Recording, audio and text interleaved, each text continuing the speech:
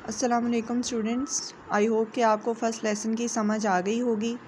आज हम second lesson जो है वो स्टार्ट करेंगे यूजिंग द साइंटिफिक मेथड। ये लेसन भी फ़र्स्ट लेसन की तरह साइंटिफिक ऐसे है और इसमें हमें बताया गया है कि साइंटिफिक मेथड को यूज़ करने के क्या क्या फ़वाइद हैं, क्या क्या बेनिफिट्स हमें हासिल हुए हैं। सबसे पहले बच्चों, आपको साइंटिफिक मेथड क्या होता है उसको समझने की ज़रूरत है। साइंटिफिक मेथड एक ख़ास किस्म का प्रोसीजर है जिसमें सबसे पहले साइंटिस्ट किसी चीज़ को ऑब्ज़र्व करता है। इसके बाद वो एक हाइपोथेसिस क्रिएट करता है, यानी कि कोई मफरूज़ा कायम करता है अपनी ऑब्ज़र्वेशन पर बेस्ड।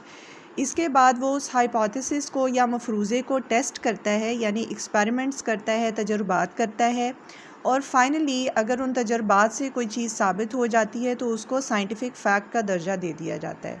इसको आप इस तरह से समझ सकते हैं जिस तरह न्यूटन ने लॉ ऑफ ग्रेविटी जो है वो किया था, डिस्कवर किया था। तो उसमें सबसे पहले उसने ऑब्ज़र्व किया कि एक एप्पल जो है वो ज़मीन पर गिर रहा है। ठीक है, ये उसकी ऑब्ज़र्वेशन थी। उसके बाद सेकंड स्टेज पर उसने एक हाइपोथेसिस कायम किया कि ज़मीन में कोई ऐसी चीज़ है, कोई ऐसी कशिश है जो चीज़ों को अपनी तरफ खींचती है। ठीक है, ये सेकंड स्टेज थी साइंटिफिक मेथड की। इसके बाद थर्ड स्टेज में उसने एक्सपेरिमेंट्स किए, मुख्तलिफ़ चीज़ों को उसने नीचे गिराया और ऑब्ज़र्व किया। तो फर्दर उसके इस ख्याल की तस्दीक हुई कि वाकई ज़मीन के अंदर कोई ऐसी पावर है जो चीज़ों को अपनी तरफ खींचती है, जिसको उसने ग्रेविटी का नाम दिया, यानी कशिश सकत।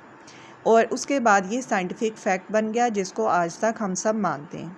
ठीक है, तो ये सारा प्रोसीजर है। कहने का मकसद ये है कि साइंटिफिक माइंडेड लोग जो होते हैं वो किसी भी चीज़ को गिवन नहीं समझते, उसको एज़ इट इज़ एक्सेप्ट नहीं करते, बल्कि पहले वो चीज़ों को ऑब्ज़र्व करते हैं, एक्सपेरिमेंट करते हैं और एक्सपेरिमेंट से जो चीज़ प्रूव हो जाती है उसी को वो साइंटिफिक फैक्ट मानते हैं।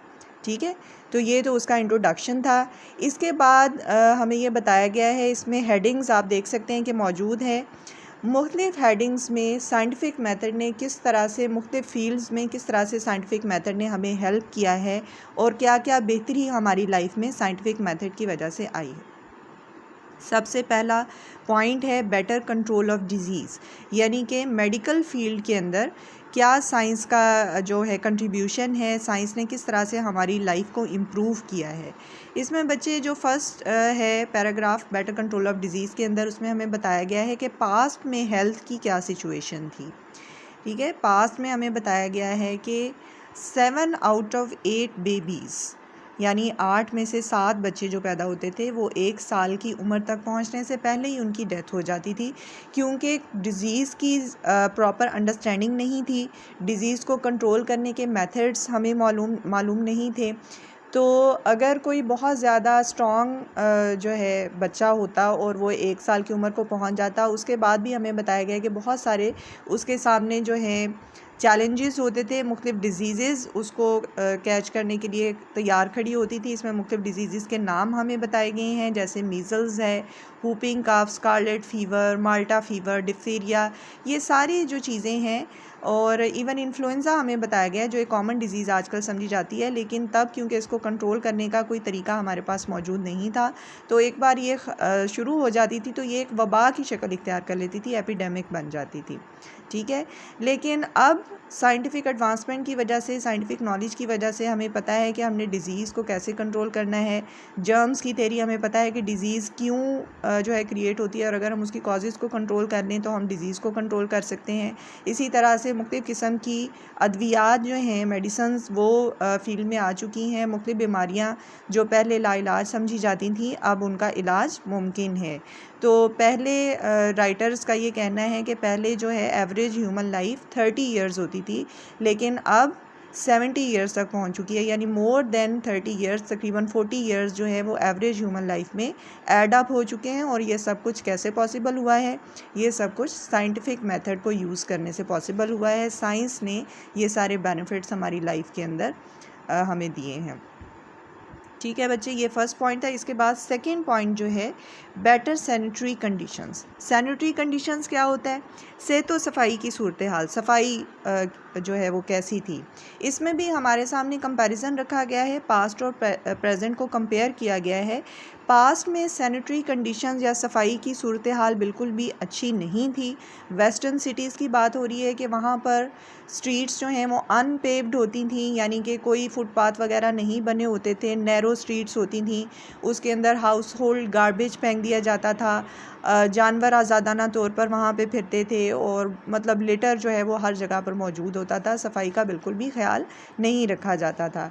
तो जाहिर सी बात है कि इस किस्म की कंडीशंस में बीमारियाँ भी ज़्यादा तेज़ी से फैलती हैं।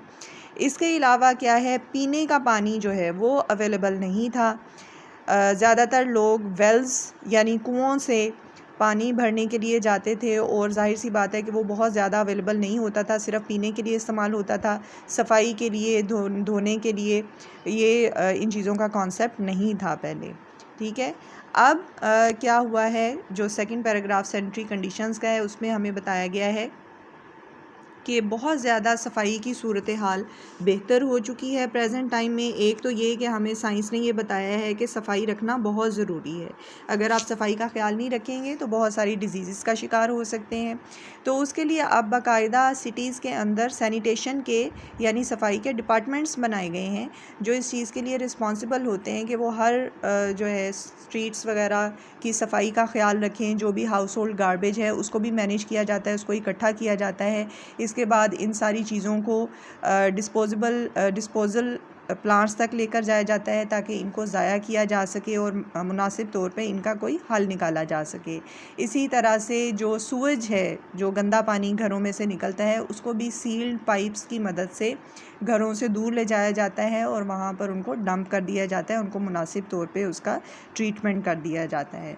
ठीक है, और दूसरे नंबर पर जो पीने के पानी का मसला है उसको भी बहुत हद तक सॉल्व किया जा चुका है। जैसा कि आजकल हमारे घरों में जो है प्लेंटी ऑफ वाटर अवेलेबल होता है, आप लोग देख सकते हैं। इस सिलसिले में हमें लॉस एंजलिस की एग्ज़ाम्पल दी गई है। ठीक है, वहाँ पर हमें बताया गया है कि कोलोराडो रिवर जो कि लॉस एंजलिस से तकरीबन 544 किलोमीटर्स अवे है, वहाँ से एक पाइपलाइन या एक्विडक्ट जो है बिछाई गई है और उस पाइपलाइन की मदद से thousands of litres of water city को प्रोवाइड किया जाता है, जिसकी वजह से अब लोगों को पीने के पानी का कोई मसला नहीं, बल्कि वो आसानी से उसको सफाई के मकसद के लिए भी इस्तेमाल कर सकते हैं, कपड़े धो सकते हैं, इसी तरह से वो नहा सकते हैं, यानी जिस तरह चाहें वो इस पानी को इस्तेमाल कर सकते हैं। तो जाहिर सी बात है कि जो पहले बकेट सिस्टम था कि पहले बाल्टियों में या घड़ों के अंदर पानी जो लाया जाता था, उससे ये बहुत बड़ी एडवांसमेंट है, बहुत बड़ी तरक्की है। ठीक है, इसके बाद नेक्स्ट पॉइंट पर बच्चे हम आ जाते हैं जो है more food and better food. ठीक है, सिर्फ सैनिटेशन और हेल्थ के मामले में ही नहीं बल्कि फ़ूड के मामले में भी साइंस ने हमारी बहुत ज़्यादा हेल्प की है। तो इसमें यह बताया गया कि क्वांटिटी ऑफ फूड तो शायद पहले भी लोग उतनी ही कंज्यूम करते थे और अब भी लोग उतना ही खाना खाते हैं, क्योंकि एक इंसान की एपिटाइट जो है वो नॉर्मल से ज़्यादा नहीं हो सकती। लेकिन अब चेंज क्या आया है पहले से कि हमें न्यूट्रिशन के बारे में पता है, यानी ग़िज़ाइयत के बारे में जो पहले लोगों को इल्म नहीं था। वो एक ही तरह की खुराक खाते रहते थे जिसकी वजह से किसी न किसी न्यूट्रिएंट की उनकी बॉडी के अंदर कमी हो जाती थी। अब साइंस ने हमें ये बताया है कि हमें मुख्तलिफ़ किस्म की ग़िज़ाएँ खानी चाहिए, मुख्तलिफ़ किस्म के फूड्स खाने चाहिए जिसमें कार्बोहाइड्रेट्स और विटामिन्स और इस तरह के सारे जो न्यूट्रिएंट्स हैं वो मौजूद होने चाहिए ताकि हमारी बॉडी प्रॉपर्ली हेल्दी रह सके, उसको सारे न्यूट्रिशन जो है वो प्रोवाइड हो सके।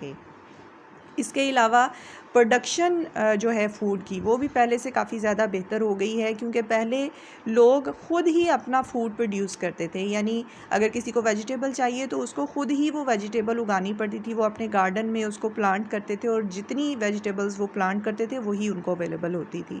लेकिन आहिस्ता आहिस्ता ये सिस्टम जो है डेवलप हुआ और लोगों ने चीज़ें एक्सचेंज करना शुरू की।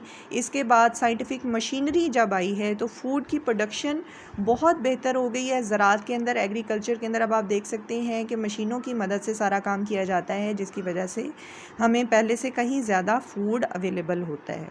दूसरे नंबर पर प्रिजर्वेशन ऑफ फूड। यानी कि फ़ूड को महफूज करने के तरीके जो पहले हमें अवेलेबल नहीं थे। पहले ज़्यादा से ज़्यादा क्या हो सकता था, अचार डाला जा सकता था, पिकलिंग की जाती थी वेजिटेबल्स वगैरह की, या फिर मीट वगैरह को सॉल्ट कर दिया जाता था, यानी कि उसको नमक लगाकर रख दिया जाता था। लेकिन उससे क्या होता था कि उसका जायका भी बदल जाता था और उसके अंदर से जो न्यूट्रिशन है वो भी सारी निकल जाती थी। लेकिन अब क्विक फ्रीज़ मेथड आ चुका है, जिसकी मदद से हम फौरी तौर पे फ़ूड को फ्रीज़ कर लेते हैं, और जब हम उसको दोबारा डिफ्रॉस्ट करके इस्तेमाल करते हैं तो उसमें न्यूट्रिशन भी होती है और उसका जायका भी चेंज नहीं होता है। तो ये सारे जो बेनिफिट्स हैं वो हमें साइंस की मदद से हासिल हुए हैं। ठीक है, इसके बाद फाइनल जो हमारा पॉइंट है, बेटर एटीट्यूड्स।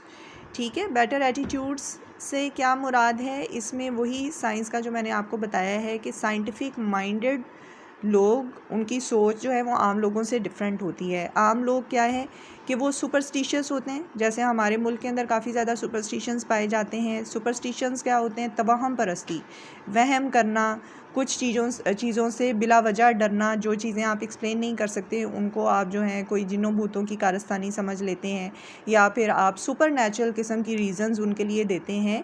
लेकिन साइंस इन सब चीज़ों को नहीं मानती है। साइंस ने हमें क्या बताया है कि हर चीज़ के पीछे कोई फैक्ट होता है, कोई साइंटिफिक रीज़न होती है, चीज़ें बिला वजह वकूअ पज़ीर नहीं होती। अब पास में क्या होता था कि कोई बीमार हो जाता था तो उसको समझा जाता था कि इसको ईवल आई का असर है, या फिर कोई जिन भूत वगैरह जो हैं वो चिमट गए हैं और उसका इलाज कैसे होगा। कुछ लोगों का ये ख्याल था कि किंग्स टच जो है वो लोगों को शिफा दे सकता है, यानी अगर किंग हाथ लगा देगा तो लोग जो हैं वो शिफा याब हो जाएंगे। तो इस किस्म के सुपरस्टिशंस, और इसके अलावा कौन सी चीज़ों से लोग डरते थे पहले, ब्रोकन मिरर्स। ठीक है, टूटा हुआ शीशा जो है उसको बदशगुनी समझा जाता था। इसी तरह से नंबर 13 हमारे यहाँ पे इतना कॉमन नहीं है, लेकिन वेस्ट में नंबर 13 अभी भी कुछ लोग जो हैं वो उसको बहुत मनहूस या ओमिनस मानते हैं, और यहाँ तक लोग डरते हैं कि होटल्स के अंदर 13 नंबर रूम नहीं रखा जाता, 12 के बाद 12A और उसके बाद 14, यानी इतना ज़्यादा उनके अंदर ये खौफ पाया जाता है। ठीक है, ब्लैक कैट से लोग डरते हैं। हमारे यहाँ पर भी कहा जाता है कि जी काली बिल्ली रास्ता काट ले या बिल्ली रास्ते में आ जाए तो फिर आपका काम नहीं होता और आपको वापस लौट जाना चाहिए। तो ये सारी चीज़ें क्या हैं, ये सुपरस्टिशंस हैं, तवहमात हैं जो लोगों ने ख़ुद ब खुद पाल रखे हैं, इनकी कोई साइंटिफिक रीज़न नहीं है। लेकिन जो लोग साइंस पे बिलीव करते हैं, जो साइंटिफिक माइंडेड है, वो इन सारे तवहमात को या इन सुपरस्टिशंस को नहीं मानते, बल्कि उनका ये कहना है कि अगर किसी चीज़ की साइंटिफिकली वो प्रूव्ड होगी तो फिर ही हम उसको तस्लीम करेंगे। तो इस तरह से हमारे एटीट्यूड्स या हमारे रवैये जो हैं वो भी अब पहले से बेहतर हो चुके हैं। हम ज़्यादा ओपन माइंडेड हैं, फ़ैक्ट्स को तस्लीम करने के लिए हमारा जहन जो है वो खुल चुका है। अगर कोई नई चीज़, कोई नई ईजाद या कोई नई दरियाफ़्त हमारे सामने आती है तो हम उसको ओपन माइंडेडली तस्लीम कर लेते हैं। हम ये नहीं कहते कि हम पहले तो ये मानते थे तो अब हमने नई चीज़ को एक्सेप्ट नहीं करना। ठीक है, तो इस तरीके से साइंस ने डिफरेंट फील्ड्स ऑफ लाइफ में, हमारी पर्सनल लाइफ से लेकर हमारी सोशल लाइफ, हेल्थ, ठीक है, सैनिटेशन, इन सारे डिपार्टमेंट्स में साइंस ने बहुत ज़्यादा इम्प्रूवमेंट दिखाई है, इम्प्रूवमेंट हमारी ज़िंदगी के अंदर लेकर आई है, और इसके लिए हमें साइंस का और साइंटिस्ट का शुक्रगुज़ार होना चाहिए।